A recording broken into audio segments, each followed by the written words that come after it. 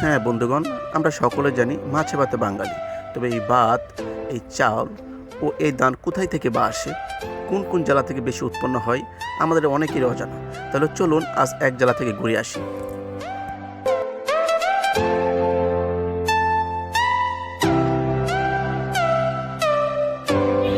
সুপ্রিয় দর্শক, আসসালামু আলাইকুম। আজ চলে এসেছি ময়মনসিংহ হালুয়াঘাট থানার ধারা বাজার। এই ধারা বাজারের সঙ্গে ধানের সঙ্গে একটা বিশাল সম্পৃক্ত।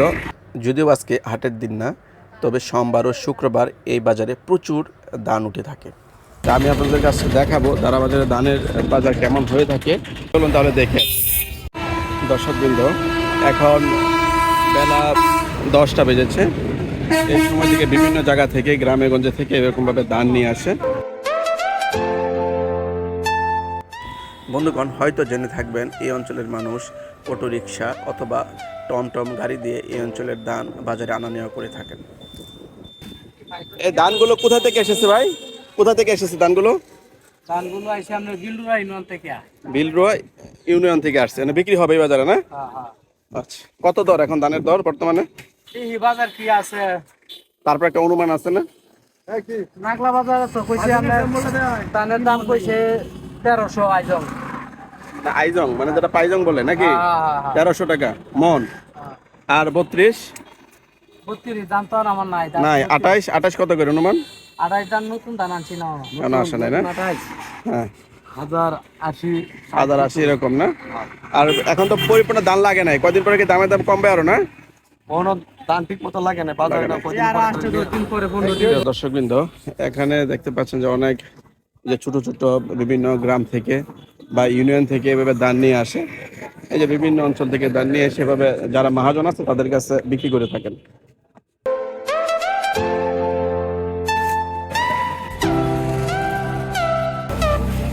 দেশের অন্যান্য বিভিন্ন অঞ্চল থেকে ওনাদের মতে যে এখানে ধানের দাম অনেক কম থাকে।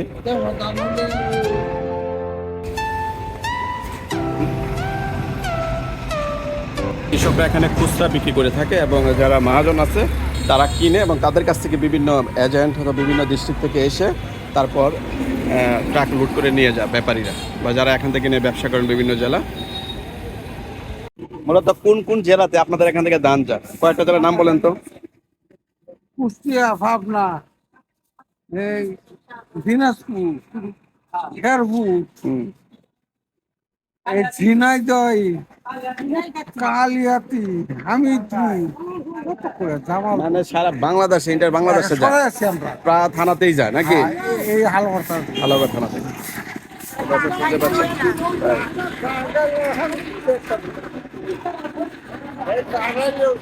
হ্যাঁ, গাঠাইলেও যায় না? ধান এখন কত করে মন আছে? কত করে দাম? 1050। আস্তে আস্তে বাড়বে না কমবে ধানের দামটা? কমতে পারে, বাড়বে না নাকি? তাই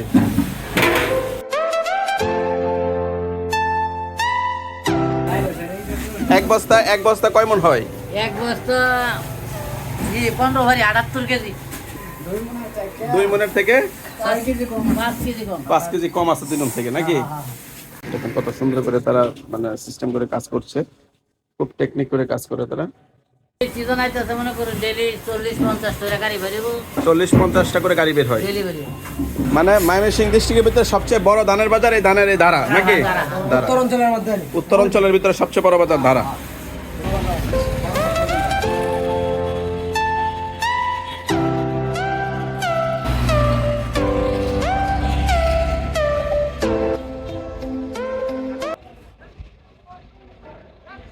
আমার চোখ যতটুকু যাচ্ছে এটুকু শুধু ধান আর ধান, মানে ধানের গোডাউন। কতগুলো ট্রাক এখানে লুট হচ্ছে, শুধু ধানের ট্রাক। বাজার থেকে অন্তত কয়েক লক্ষ টন ধান রপ্তানি হয়ে থাকে বিভিন্ন জেলাতে। আপনার এইটা কি ধান আপনার এখন? এটা তুলসীমালা। এই তুলসীমালা মানে মন কত? 1800 টাকা। মানে এগুলোর দাম বেশি হয়ে থাকে তুলসীমালা ধানটা। আর যেগুলো 28 মানে রিয়েল যে ধানগুলো আসবে বর্তমানে, এইগুলোর দাম মানে 8-10 দিন পরে কেমন দাম হবে, মানে যখন ভালো করে লাগবে ধানগুলো? এটা বলতে পারবো না। অনুমান আপনাকে জানা আছে না? বাজার এখন কদিন পরে বাজার হয়তো আরো কমবো, কমবে বাজার অনুযায়ী হবে, কিন্তু কত থাকবে এটা বলতে পারবো এটা না। বলতে পারবেন না। তাহলে বর্তমানে আছে লেগে 1000, 1030, 20 এরকম। হ্যাঁ, এরকম। এরপর একটু কমে যেতে পারে হালকা, এই তো। তো আমদানি হলে অন্তত